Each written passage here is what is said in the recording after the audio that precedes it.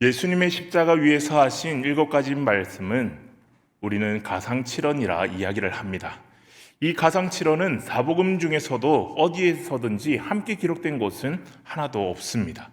각 복음서마다 자기들의 복음서의 그 특징을 살려서 십자가에서 하신 말씀 중 한 부분들을 기록했기 때문입니다. 어떤 곳에서는 왕의 권위를 나타내기 위해 오늘 너와 함께 천국에 있으리라 이렇게 이야기도 하시고, 그리고 이는 결코 십자가 위에서 죄인이 하는 이야기가 아닙니다. 이 모든 자의 죄를 용서해 달라는 원수들을 향하여 베푸시는 그 사랑의 말씀 또한 실패자의 고백이 아닙니다. 죄인이 하는 이야기도 아니고 실패자의 고백도 아닙니다. 각 복음서에서 복음을 증거하기 위해 나름대로 가상칠언 중 한 부분들을 선택했는데, 오늘 본문은 딱 엘리 엘리 라마 사박다니를 사용했습니다. 그러면 마가는 왜 이 말씀을 사용했을까요? 이 말씀은 예수님의 그 극한의 고통 속에서 울부짖는 아픔의 고통의 외침이기도 하겠지만, 이것은 자신이 완전한 제물이 되어서 죽을 수 없는 하나님의 본체가 죽음의 직면 앞에서 외치는 아픔이요 고통이긴 하겠지만, 그것으로 인하여 내 뜻이 이루어지는 것이 아니라 하나님 아버지의 뜻이 완성되고 구원의 완성을 이루기 위함이었습니다. 많은 사람들이 아프면 어떻게 합니까? 무슨 소리를 내죠? 지는 소리를 내시기도 하고, 어떤 분들은 아야야 막 이렇게 하시는 분도 계십니다. 근데 그 가운데에서도 아버지 하는 분도 계십니다. 두 가지 부류가 나누는 것 같아요. 신음을 하시는 분도 있으시고, 그 신음 가운데에서도, 아픔 가운데에서도 아버지를 찾는 분도 계십니다. 오늘 우리 주님이 아야야 이렇게 했으면 좋겠습니까? 아니면 아버지 하는 그 소리였겠습니까? 바로 아버지 그렇게 부르짖는 엘리 엘리 라마 사박다니입니다. 그 십자가 위에서 예수님께서는 엘리 엘리 라마 사박다니라고 큰 소리로 절규하셨습니다. 나의 하나님 어찌하여 나를 버리셨나이까? 이것은 얼핏 보면 왜 나를 버리셨습니까? 라는 원망으로 들릴 수도 있습니다. 그런데 우리 주님이 어떤 분이십니까? 겟세마니 동산에서 아버지의 뜻대로 하시옵고 라고 기도하시면서 이제 와서 너무나도 고통스러운 나머지 하나님을 원망하는 그런 실수를 저지르시는 분이십니까? 결코 아닙니다. 이 말씀은 유대인들의 찬송가 집인 시편 22편과 말씀이 똑같습니다. 다시 말해 하나님께 찬송을 하는 찬송이었습니다. 자, 우리 성경 한번 찾겠습니다. 시편 22편입니다. 여기 위에는 안 나옵니다. 네, 위로 쳐다보시지 마시고 성경을 펴셔서 시편 22편을 함께 찾겠습니다. 시편 22편 1절과 2절의 말씀 같이 한번 읽겠습니다. 시작. 내 하나님이여 내 하나님이여 어찌 나를 버리셨나이까?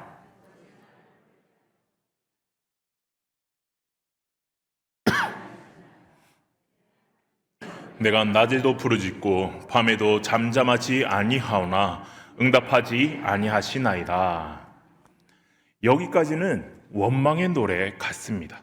그러나 3절은 이 시가 절망적인 고통을 극복하고 완벽한 순종으로 나아가는 신실한 하나님의 사람의 입에서 터져나오는 찬송이라는 것을 우리에게 알려줍니다.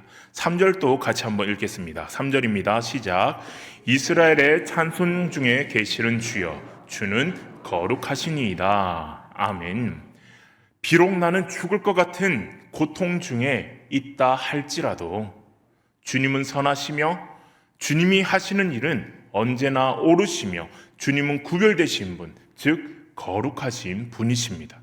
그래서 나는 주님께 찬송을 드릴 수밖에 없다라고 고백하고 있는 것입니다. 계속해서 6절부터 8절의 말씀을 보면 예수님의 고난 당하시는 과정들이 마가복음 15장의 기록과 비슷한 것을 알 수 있습니다. 6절입니다. 나는 벌레요 사람이 아니라 사람의 비방거리요 백성의 조롱거리니이다. 나를 보는 자는 다 나를 비웃으며 입술을 비죽거리고 머리를 흔들며 말하되 그가 여호와께 의탁하니 구원하실 걸 그를 기뻐하시니 건지실 걸 하나이다. 마치 누가 십자가의 그 상황을 중계하는 것 같지 않습니까? 계속해서 시편 22편은 예수님께서 당하실 일들을 예언하고 있습니다. 14절에 보면 나는 물같이 쏟아졌다. 어떤 게 생각나십니까? 예수님의 죽음을 확인하기 위해서 창으로 옆구리를 찌르자 물이 쏟아졌습니다. 16절에 보면 악한 무리가 나를 둘러 내 수족을 찔렀나이다. 십자가의 못이 생각나지 않으십니까? 큰 못으로 손과 발을 찔리셨습니다. 18절입니다. 내 겉옷을 나누며 속옷을 제비 뽑나이다. 십자가 밑에서 로마 병정들이 예수님의 옷을 가지고 제비 뽑아 나누어 가졌습니다. 주님은 지금 모든 정신적, 영적, 육신적인 고통을 당하고 계심에도 불구하고 그것은 하나님의 말씀을 다 이루려 하기 위함이었기에 감사와 찬양을 하나님께 돌리시고 있는 것입니다. 예수님은 시편 22편 24절을 통하여서 하나님께서 공고한 자의 공고를 멸시하거나 싫어하지 아니하며 그의 얼굴을 그에게서 숨기지 아니하시고 그가 울부짖을 때에 들으셨도다라고 고백을 하고 있습니다. 육신의 고통이 극에 달하는 그 순간에도 하나님께 대한 신뢰를 노래하셨습니다. 25절입니다. 큰 회중 가운데에서 나의 찬송은 주께로부터 온 것이니 주를 경외하는 자 앞에서 나의 서원을 갚으리이다. 우리 주님은 수많은 사람들 가운데에 십자가에 달려서 찬송을 부르시고 계십니다. 그 찬송의 이유가 하나님께로부터 온 것이라고 고백하면서 하나님께 서원한 것을 지키겠노라 마지막 숨을 다해 선포하신 것입니다. 우리의 인생의 가장 비참한 순간에 우리가 해야 할 일은 무엇이겠습니까? 호흡이 붙어 있는 한 우리가 해야 할 것이 무엇이겠습니까? 우리 예수님처럼 하나님을 찬양하는 것인 줄로 믿습니다. 하나님의 주권을 인정하고 내가 당하는 극심한 고난에도 불구하고 하나님은 선하시다. 하나님은 완전하시다. 하나님의 계획하심은 모든 것이 틀림이 없으시다. 라고 고백을 하는 것입니다. 그리고 하나님께 순종하기로 했던 그 약속을 지키겠다고 선포하는 것과 마찬가지입니다. 사랑하는 상남의 성도 여러분, 우리는 고통의 연속인 인생을 살아가고 있습니다. 때로는 견디기 힘들어서 지금 내가 죽게 되었다고 비명을 지르는 그 순간에 내 옆에 함께 못 박혀 고통 중에 계신 예수님의 그 얼굴을 바라볼 수 있기를 바랍니다. 어떠한 순간에도 신실하신 하나님께 한없는 감사와 찬양을 돌려드리는 저와 여러분들 되시기를 주님의 이름으로 간절히 축원합니다. 다시 마가복음 15장 38절입니다. 예수님의 목숨을 다한 찬양의 결과입니다. 우리 마가복음 15장 38절 말씀 다시 한번 더 읽겠습니다. 마가복음 15장 38절입니다. 시작.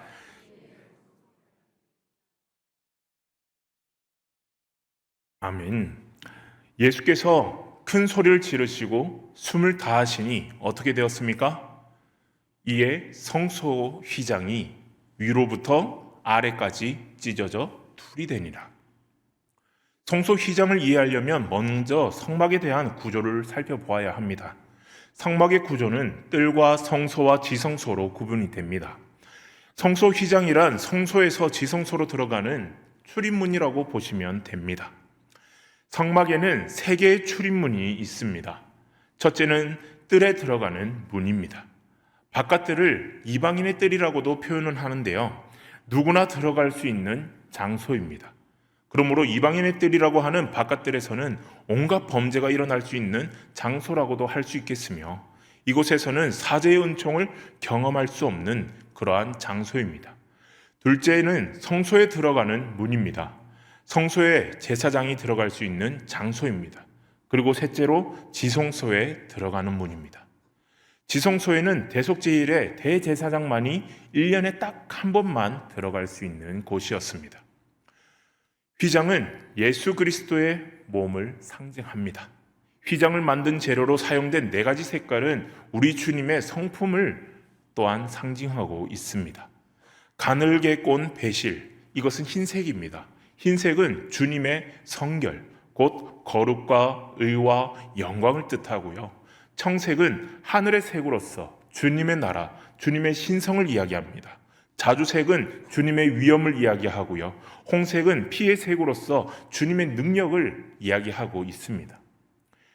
그런 예수님께서 십자가에 못 박혀 달려 돌아가실 때에 성소의 휘장이 위에서 아래로 찢어졌습니다. 당시 휘장을 연구한 고고학자들의 연구에 의하면 휘장의 그 견고함은 말 10마리가 서로 다른 방향으로 달려갈 때에도 찢어지지가 않았다고 합니다. 이와 같은 고고학자들의 의견은 사람의 힘으로는 쉽게 찢을 수 없을 정도의 그러한 견고함이 있다는 것입니다. 그럼 휘장이 왜 위에서부터 아래로 찢어졌을까요? 휘장의 용도는 성소에서 지성소로 들어가는 출입문이라 하였습니다. 지성소에는 1년에 단 한 번 속죄일에 대제사장이 백성들의 죄를 속죄하기 위해 희생의 피를 가지고 들어갔습니다. 백성들의 죄를 대속하기 위한 속죄의 피를 언약궤 위에 뿌리는 것처럼 십자가에서 희생의 피를 흘리셨을 때 성소로 들어가는 문이 활짝 열려 있다는 것을 의미해 주고 있습니다. 출애굽기에는 이렇게 기록하고 있습니다. 출애굽기 30장 6절입니다. 그 속죄소는 내가 너와 만날 곳이다. 34절은 이렇게 이야기합니다. 너는 지성소에 있는 증거궤 위에 속죄소를 두고 25장 22절입니다. 거기서 내가 너와 만나고. 그 휘장이 찢어졌다는 것은 다시 닫을 필요도 없고 다시 열 필요도 없어졌다는 것입니다.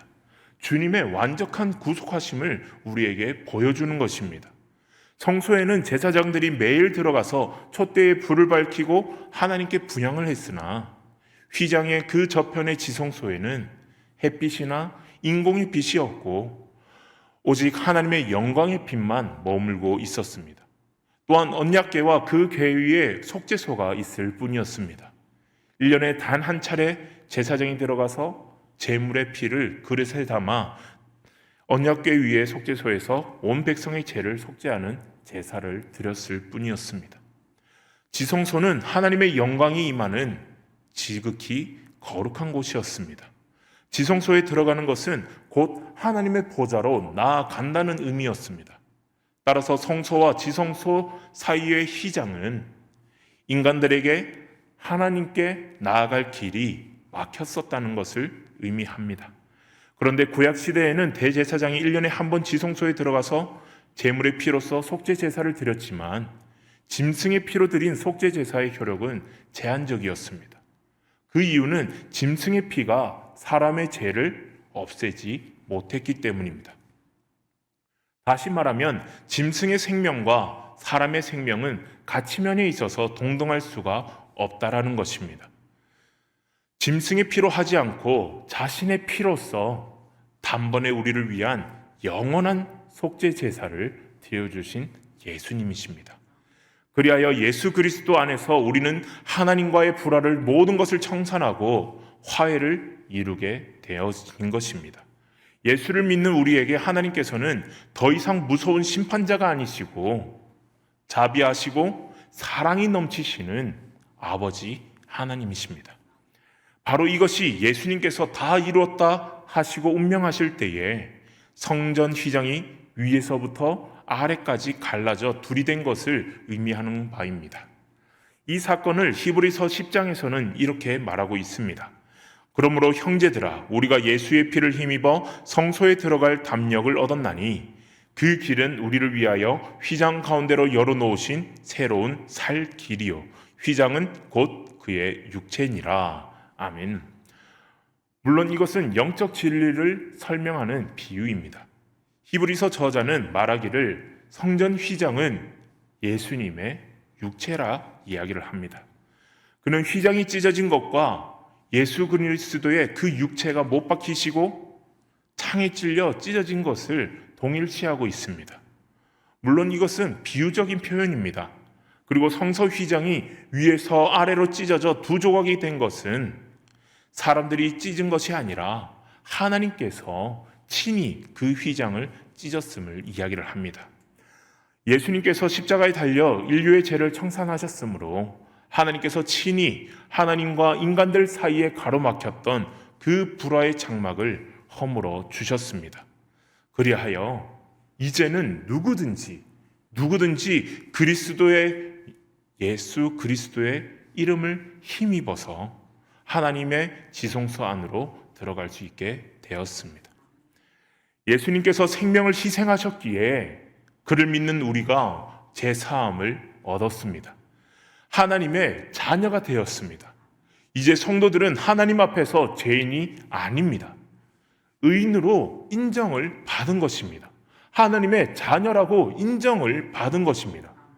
구약시대에는 대제사장이라도 1년에 한 번밖에 들어가지 못했던 그곳이었는데 신약시대의 성도들은 예수 그리스도의 보혈을 힘입어서 언제든지 지성소, 곧 하나님의 보좌 앞으로 나아갈 수 있게 된 것이었다는 것입니다.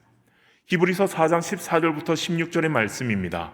그러므로 우리에게 큰 대제사장이 계시니 승천하신 이 곧 하나님의 아들 예수시라. 우리가 믿는 도리를 굳게 잡을지어다.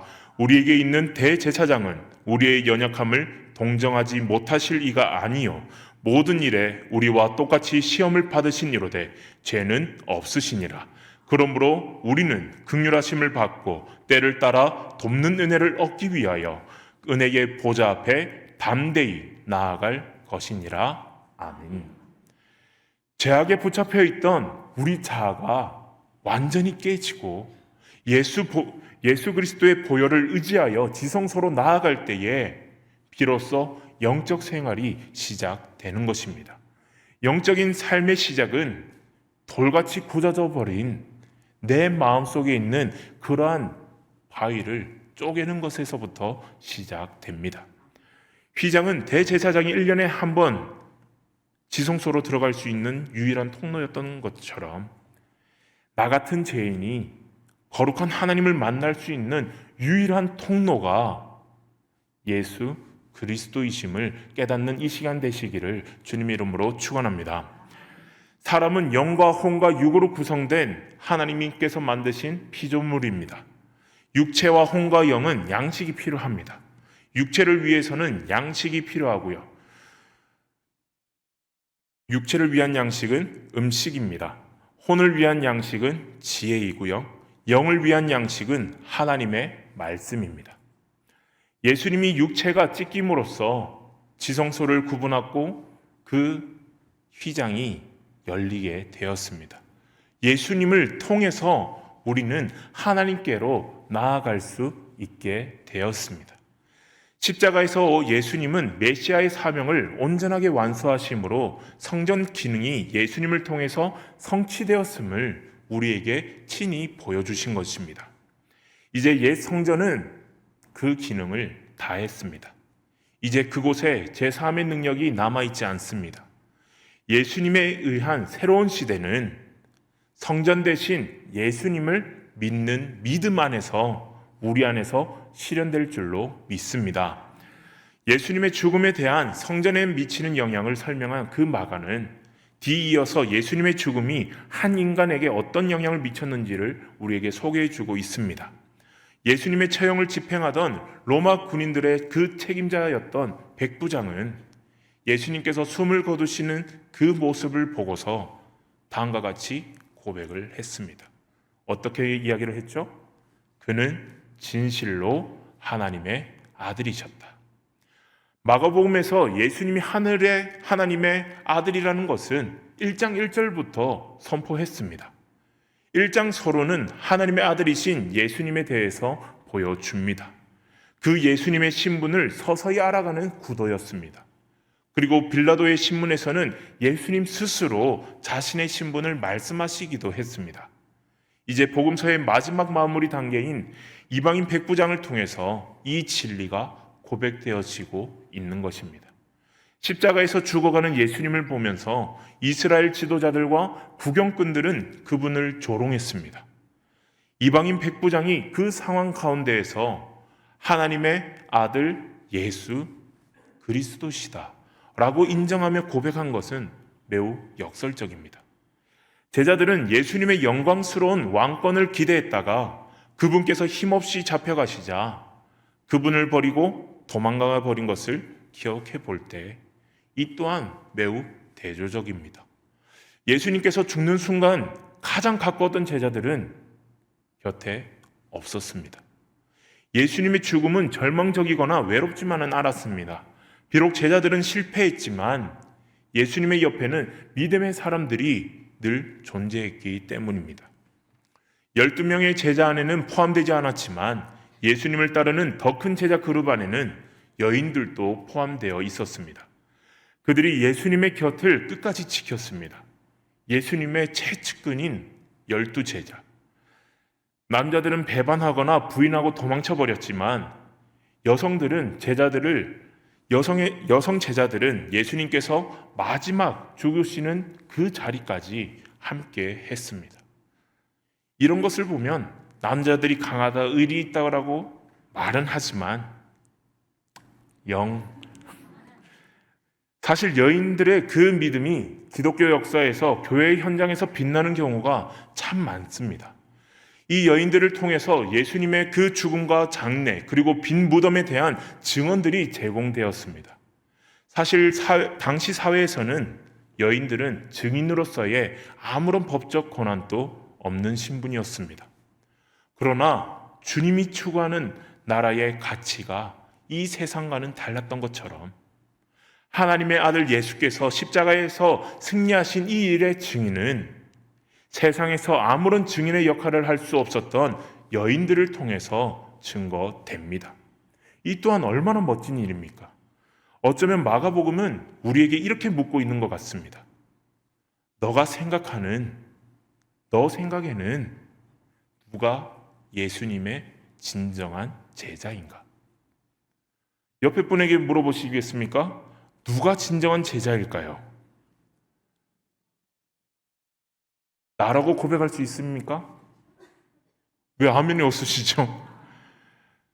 예수님의 진정한 제자가 누구입니까? 물었을 때 바로 접니다 라고 당당하게 고백하실 수 있는 저와 여러분들 되시기를 주님의 이름으로 축원합니다. 저는 여기서 너무나도 멋진 한 사람을 발견합니다. 늘 보던 말씀인데 이번에 유독 새롭게 다가옵니다. 바로 예수님의 장례를 책임졌던 아리마대 사람 요셉입니다. 마태복음에 따르면 그는 부자였고 예수님의 제자였지만 그 사실을 숨겨온 자였습니다. 그러나 그는 예수님이 처참한 죽임을 당한 그 이후에 두려워하지 않고 담대하게 빌라도에게 가서 예수님의 시신을 요청합니다. 이 또한 12제자를 부끄럽게 하는 일이겠지요. 그는 어쩌면 제자들이 걱정한 것처럼 예수님과 한패로 몰려서 자신도 모든 재산을 압수당하고 감옥에 갇히는 그런 공경에 처할지도 몰랐습니다. 그러나 그는 담대하게 나아갔습니다. 마가복음은 이런 요셉에 대해서 15장 43절에 이렇게 기록하고 있습니다. 아리마대 사람 요셉이 와서 당돌이 빌라도에게 들어가 예수의 시체를 달라 하니 이 사람은 존경받는 공회원이요 하나님의 나라를 기다리는 자라. 아멘. 당돌이 들어가서 시체를 달라 했다. 그는 하나님의 나라를 기다리던 자다. 참으로 멋진 표현이지 않습니까? 당시 수많은 사람들은 알아보지도 못했던 진리 그 자체이신 예수 그리스도. 그래서 많은 사람이 그분을 죽이려고 했지만 그 순간에도 이런 사람이 예수님 곁에 조용히 있었던 것입니다. 요란하지는 않지만 꼭 있어야 할 때 있는 그러한 믿음의 사람.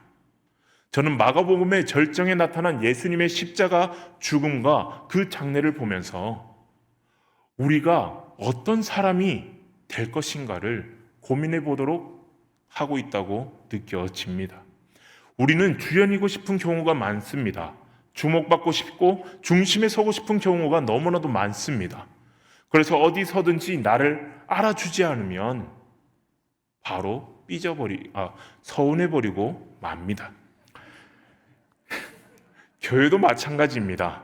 하나님을 바라보고 나왔다고 하지만 사람들의 관계 안에서도 인정받고 싶어하고 존중받고 싶어하는 마음들이 있고 그것이 되지 않으면 너무나도 서운한 감정을 비추고 합니다. 그런데 예수님의 죽음에서 그 옆에 아름답게 기록되었던 것은 매일매일 떠들어댔던 그 베드로도 아니었습니다. 겟세마네까지 함께했던 측근 제자들도 아니었습니다. 12명의 공식적인 그 제자들도 아니었습니다. 오히려 조용하지만 강한 믿음으로 흔들림 없이 변함없이 그 옆을 지키는 자들이 따로 있었습니다. 오히려 평상시에는 막 떠들어대고 나는 절대로 배신하지 않겠다, 떠나지 않겠다고 했던 그 사람들은 다 떠나가고 없습니다. 그러나 성경에 드러나지 않았던 여인들과 아리마다의 요셉, 그들이 예수님을 지켜 주었습니다. 예수님의 곁을 끝까지 지켜 주었습니다. 참으로 신앙은 역설적이지요. 이방인 백부장을 통해서 하나님의 아들이라 고백을 받으시고 제자들을 통해서는 배신을 당하셨습니다. 마가복음이 계속 강조한 제자도, 어쩌면 그 최고의 제자도는 조용하지만 강한 믿음, 화려하지 않지만 묵묵한 순종, 말하지 않아도 곁에 머무는 힘, 이런 것들이 아니겠습니까? 막 겉으로만 화려하게 뭔가를 해내려고 하고 다짐하고 결단하고 생색내는 그런 믿음이 아니라 정말로 있어야 할 그 자리에 있고 해야 할 역할을 조용히 해내는 사람, 하나님의 나라를 믿음으로 기다리는 자, 바로 그런 사람들이 진정한 제자인 줄로 믿습니다. 우리 상남의 모든 성도님들이 그런 제자 되시기를 주님의 이름으로 간절히 축원합니다. 이 시간에는 우리 말씀을 생각하면서 주의 보좌로 나아갈 때의 찬양을 함께 나누시겠습니다. 주의 보좌로 나아갈 때에 어떻게 나가야 할까? 나를 구원한 주의 십자가, 그것을 믿으며 가네. 자격 없는 내 힘이 아니라 오직 예수님의 보혈로 나아갈 줄로 믿습니다.